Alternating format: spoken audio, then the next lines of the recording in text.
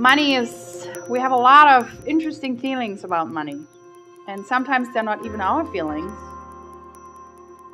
They're feelings that how we grew up with money, that we attach to money, things that we heard about money, things that were said in the household all the time. And now you're living it again and again. It's interesting, yeah? How we do that. How money is an incredible way of us defining our self-worth or not worth. Right? How we spend it, how we not spend it, how we hold on to it, how we don't want to share what we have, like no one should see what we have. All these common beliefs around money, that there's not enough to go around. This is another one. Or people have not been explained anything about money. For them, it's like very confusing. Because there's never been any talk about money when they grew up.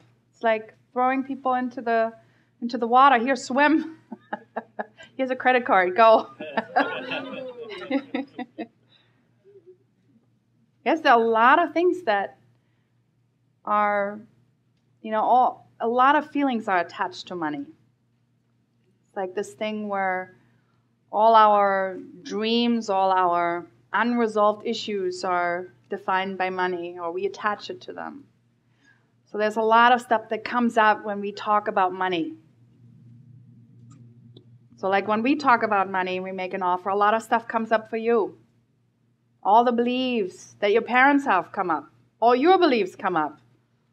This is all happening in your head while we are talking. And it's incredible to just become aware of what's going on in your head when somebody, brings up the money question. Because that will happen to your client when you offer them something. All their money stuff will come up. So what was fascinating to me was that I grew up in a system, in a different economy system than you did. So very different. People were equal. You couldn't buy anything with money. It didn't matter if you had money. You had to wait for 10 years to buy a car if you had money or no money. So the simple things were all taken care of, but there was nothing to really buy. It was a different economy system. And then when the wall came down, I realized that, wow, things can actually cost different amounts in a store. Like, let's say cucumbers, pickles. I love pickles, German pickles. Oh. So I went in the store. The wall just came down. New economy system is in. We got a new currency, right? Our money was half worth. So whatever you had in the bank account, it was half worth. Overnight. Boom. If you had 10,000 or 100,000 in the bank, you had 50 in the bank, 50,000 in the bank. So whatever was going on for you, it was halved. So that was worth. But we were so lucky. Compared to other Eastern European countries, we had a strong currency now that we were able to have. So there were good things, there were bad things. And the great thing about understanding that things can have different values was I went into a store and I bought some pickles. And I went to another store and it was 50 cents more. I didn't grow up with that. Everything was the same price. So I was like, how can you sell this? 50 cents more? That's crazy. And she's like, this is the new economy. It was interesting to, learn about that you had those choices of 20 toothpastes. I grew up with one and the same price. And here you had all these choices of what you could buy. What's good, what's not good. So it was really incredible for me then, to experience the people who grew up in a different economy system than I did. Because all of a sudden they had different things around money. I came to the States and I was with my benefactor and, I was sponsored by Deutsche Bank and somebody else. And people were taking care of me and they had a lot of money.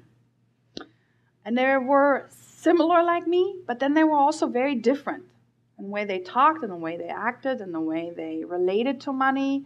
and the way they were dealing with money. And that's when it started to, the money codes started to develop, because I saw the differences, because I grew up in a completely different system. And it was just research for me, because I was fascinated. Somebody would say, because, we live in a free country, we can make as much money as you want. There's no oppression around that. You can create your business, you can do it. Whatever you want to create, it's here. So it was fascinating to me to see that some people were believing in this way, and they were creating this kind of business and money income. And then there were people who were really, prosperous, and they created all this money and this income and this business.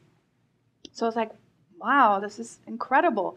It's the same kind of playground with different results.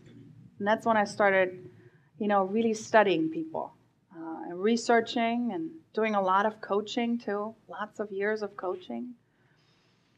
And what I came up was really that that how we grow up with money has a huge impact on how we live it on a daily basis. So when I said, we made an offer, some of your parents' money stuff came up when we made an offer too. Because sometimes the words that you have in your head, it's not your words, they're your parents' words. Or the fears that you have around it. They're really, really experiences that, come from growing up in a certain way, how money was handled. And this is the relationship you have with money. So